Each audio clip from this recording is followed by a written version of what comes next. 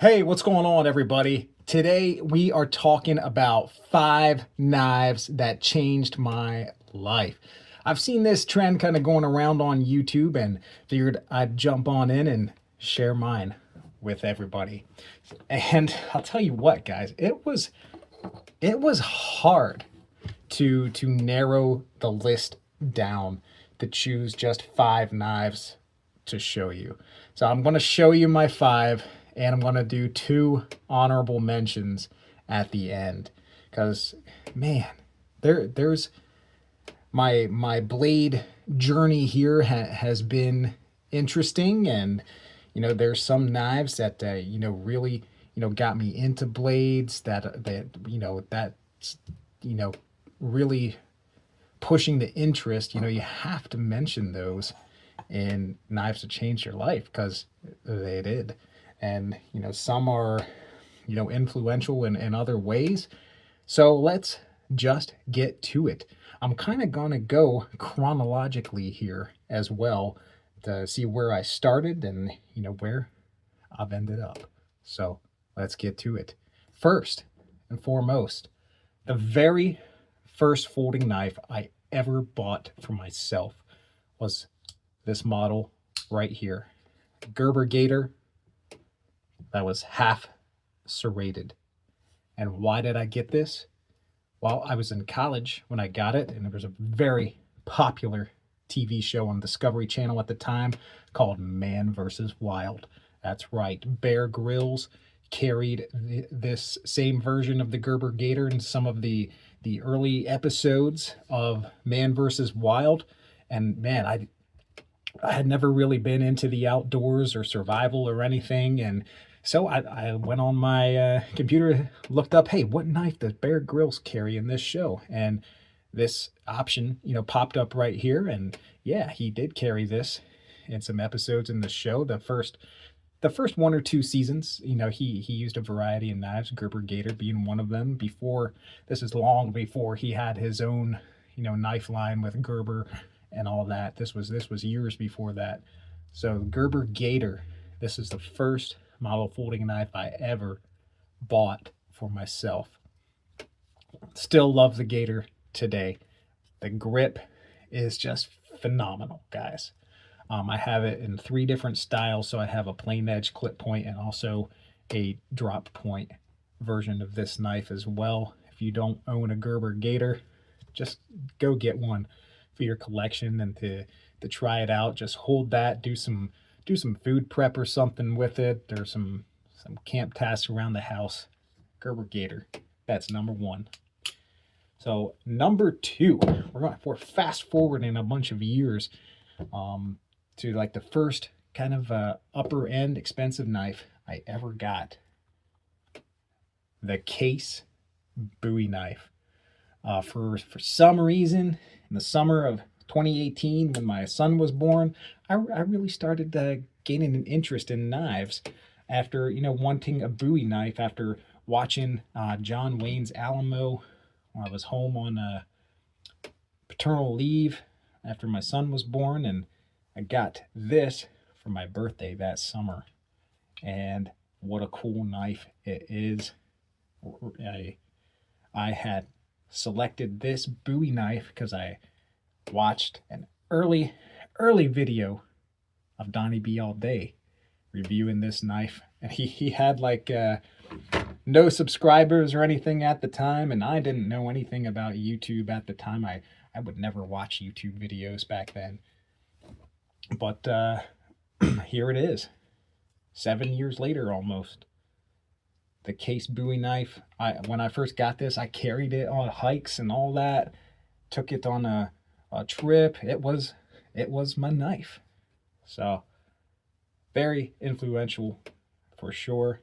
I keep it in my bedroom in the box it came in, because it's a great box. If you've seen it in other videos of mine, if you subscribe to this channel. If you don't subscribe to this channel, well, click the button. So we'll set that aside back here. And that's the box I was talking about. Now, up next, this knife really got me going.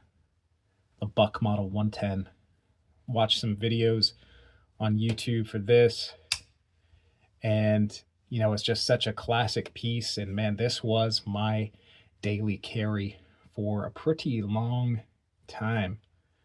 I got this in early 2019, I want to say, and I carried this a lot for that year and the year after. I think I just loved the Buck Model 110 because it's a chunky piece. I never carry it in the belt sheath. I let it ride down in my pocket. People think I'm crazy, but that's what I do. It's such a classic piece.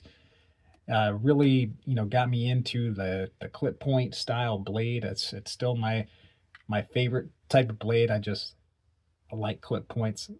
Love the aesthetics. It harkens back to liking the old school buoy knives, and this knife can really do it all.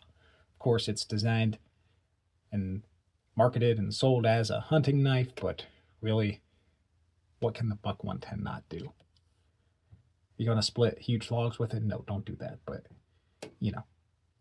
Buck 110, that was number 3 on the list.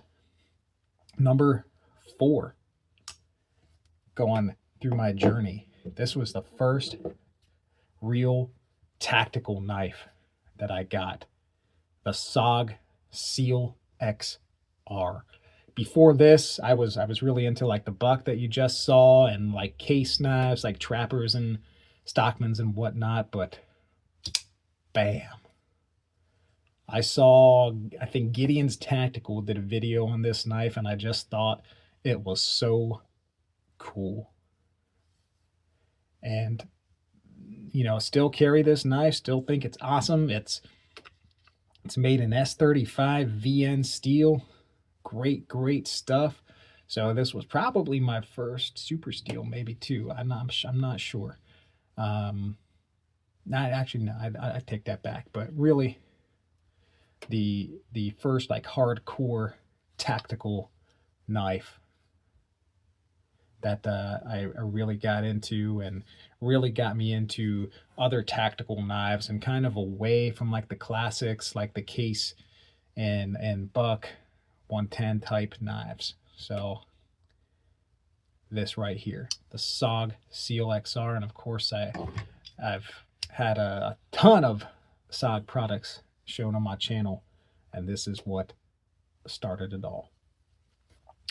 Now next, I want to show you the Emerson CQC7.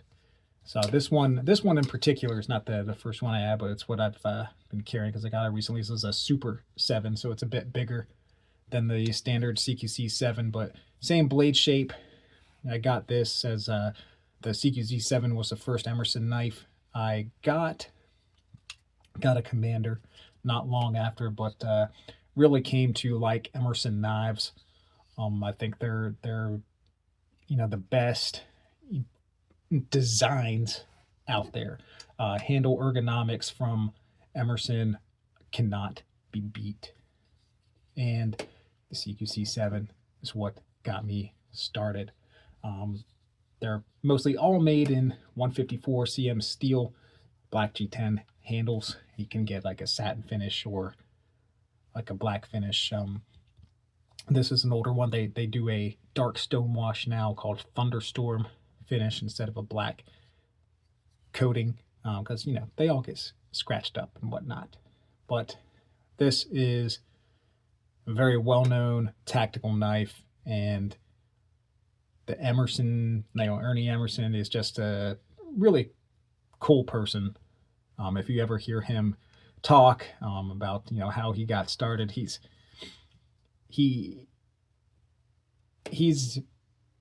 a lot more humble than he could be.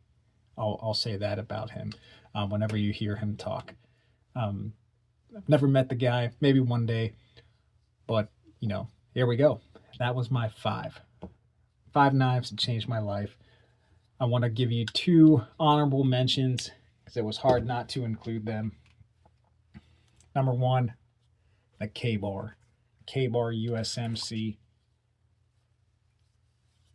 This was really one of the major fixed blade knives I got after that case buoy I showed you earlier. The K-bar, guys. Classic design. Nice clip point blade, like I mentioned, I like. So the K-bar. And the last one here, this was kind of the first higher end knife I bought before I got into Emerson's. I got this Almar Sear 2000 because I read about it in a book called Survival Knives by James Morgan Ayres, and come to really respect Almar knives and really love his designs as well. He's up there with Ernie Emerson. So Almar Sear 2000 for an honorable mention. So guys, I hope you enjoyed seeing the 5 knives that changed my life, and we'll see you on the next video.